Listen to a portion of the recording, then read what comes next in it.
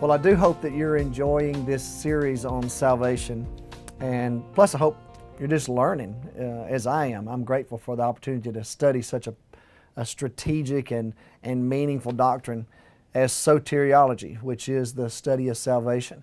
And I've been spending a lot of time studying, and I'm grateful for the time that I've invested in it, and I hope that it's bearing fruit in your life.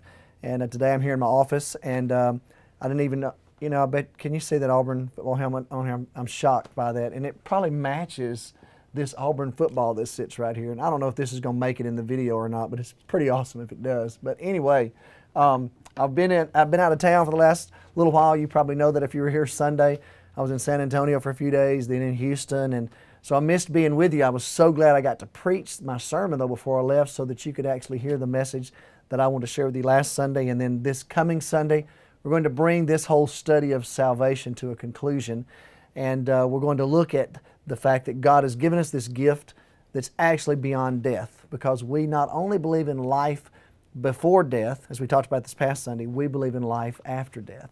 And so I've asked you to read Ephesians 2 in particular during this study. I love Ephesians 2. It paints a powerful picture for us, a contrast, if you will, of life in Christ and life before Christ, of what it's like for us as lost people, dead in our sin and transgressions and separated from God. We're objects of God's wrath. But then we've been redeemed, we've been saved by God's grace, and what that really means, Paul paints that picture for us in Ephesians 2. And there's a contrast between life outside of Christ, life in Christ. I shared with the staff this morning in our time of devotion just the example of the life of Chuck Colson. He died this past Saturday. And I well remember as a kid when Richard Nixon had to resign from the presidency because of his admission that he had made some crucial mistakes, and that required him to take such a drastic step as resigning from the office of the presidency. I remember the mood of the country in those days.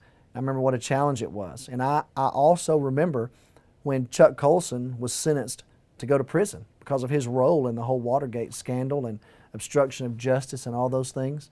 And I can remember how the country began to feel vindicated that some of these men were actually going to be punished for their crimes. And those of you who were alive back then, and even those of you who weren't, maybe have read about it, you may either have read or you remember when Colson announced that he had become a follower of Christ.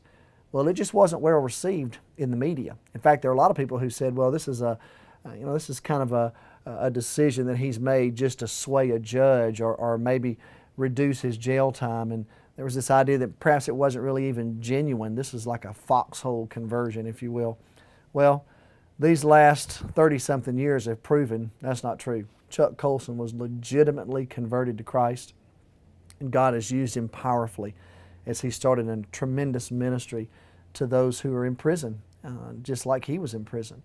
And so you can see the drastic contrast between life prior to knowing Christ lived out in Chuck Colson's life. The role that he played in politics. He was called the hatchet man for Richard Nixon, and all the things that he did that were wrong, some of them were illegal. Well, he's admitted those things, and he received his punishment for it. But then on the other hand, you can also see his life in Christ, how God redeemed him and began to use him powerfully for his kingdom's sake. In fact, I read just over the weekend one of the folks in the media who wrote an obituary about Colson, and this person said, when I seen the story of Chuck Colson and I've realized that he was redeemed, he said, man, it's given me hope, because if Chuck Colson could be forgiven for what he did, maybe somebody like me could be forgiven. Well, the good news is that's exactly right. You can be forgiven. You can be rescued, redeemed, set in heavenly places like Paul says. And then you can live your life into the good works that God's prepared for you, just like Paul writes about in Ephesians 2:10. So I'm praying for you that you are discovering these good works, this path that God has for you, and that you've recognized that you've been redeemed for a purpose. You've been saved to live a certain life. That life is very different than the life you would have outside of Christ. And so you may still have people in your life who are outside of Christ. I want to encourage you to pray for them and ask God to use you to be a witness to them. And may your life be an example of a life lived into the good works that the Lord's prepared beforehand for you and I to walk in. and trust that God will use that as a witness in people's lives. So I hope that you're learning more, that you're growing in your understanding about salvation. That's certainly what I'm praying for you this week.